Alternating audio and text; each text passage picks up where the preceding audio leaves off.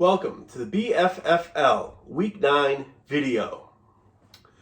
Last week only muddied the playoff waters more. There was two teams way ahead, two teams way behind, and you guessed it, with some simple math, 8 teams all fighting for 4 playoff spots. Crazy.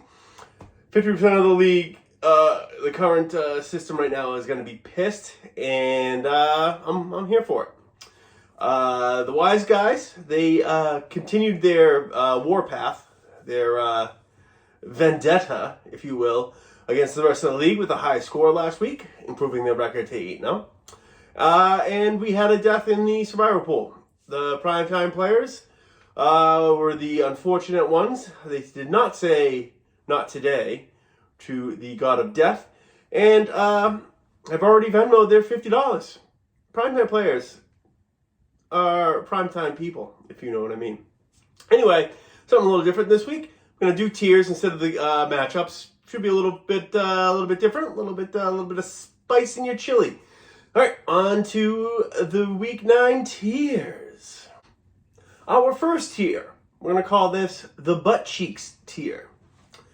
This consists of the Love Boat captain and George Commissionton. The two teams at the bottom of the points for rankings. Their rosters are at the bottom of sexiness, for sure. And, just all overall not good teams. Commissionton is 500 with some really lucky wins. But the Love Boat captain is terrible. Their record is terrible. And they give up the most points. They have no defense. No fantasy defense. Anyway, that just means they got the stink. Better luck next year, Love Boat. We're all rooting for you. Our next tier is called Cursed, but Not the Worst. This consists of 3 teams. First team would be Goat Town USC. Second team would be Snow's Replacement. And third team would be Bobby Beats. These 3 teams really aren't terrible, but they've just caught a rash of bad luck.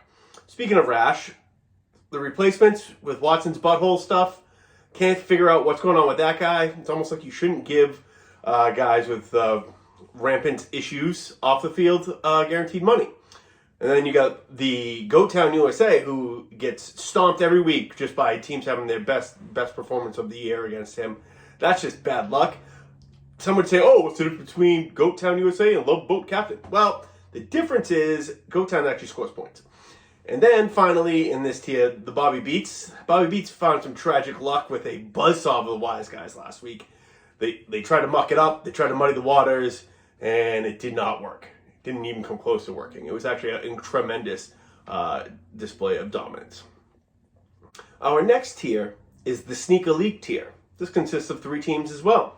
We have the Ass Pounders, we have the Wiz, and we have the Frenchies Cuban Missiles. First of all, so let's get rid of the missiles. Basically, it's missile season. A little brisk of the air, hoodie season, the whole bit. He's most likely to jump out of this tier. He's just sneaky, but he's also good. He's sneaky good. Next team is the Wiz, who's been up and down all year, really inconsistent. You know, he'll sneak up on you, that's for sure. Just make sure your belt is fast and tight, if you get my drift. And finally, the Ass Pounders. They're sneaky because they've won 3 in a row. All of a sudden, people are like, oh, could it be ass pounding season? Okay, nobody really said that. But anyway, they also could get hot and could really ruin a bunch of people's seasons. Next tier is Contenders, like it or not. This just consists of 2 teams. The primetime players and 2 girls, 1 Cooper Cup. So basically what it is 2 girls, 1 Cooper Cup is good. I don't care what their win-loss record is. Their team is evenly rounded, or rounded well, or whatever. Well-rounded, that's it. Anyway, they're well-rounded.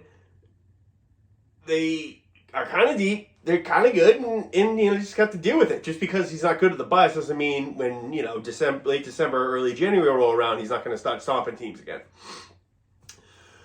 Speaking of stomping teams, yet again, the primetime players are leading the league in scoring. I mean, it just is what it is.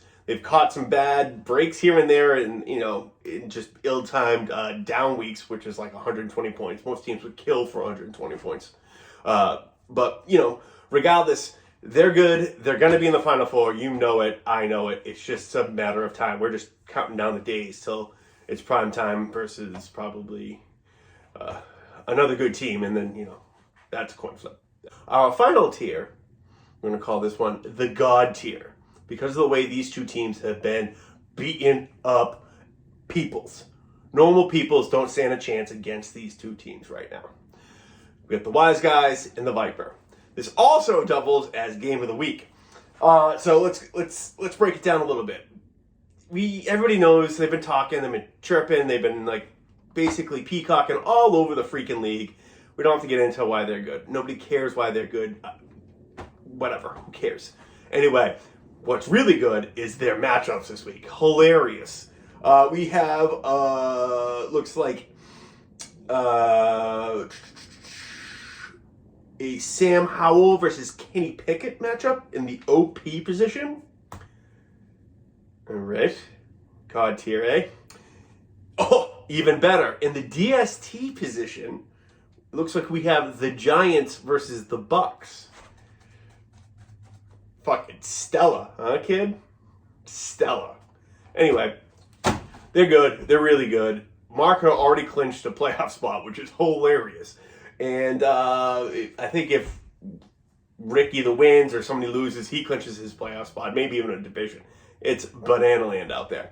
Anyway, guys, that's it for the video. A little quick one, a little something different. Well, we're working on things. We're always trying to, be doing something new. Anyway, good luck to everybody. Let's have some fun. Let's go. It's fall now, or even winter almost. So let's get it on.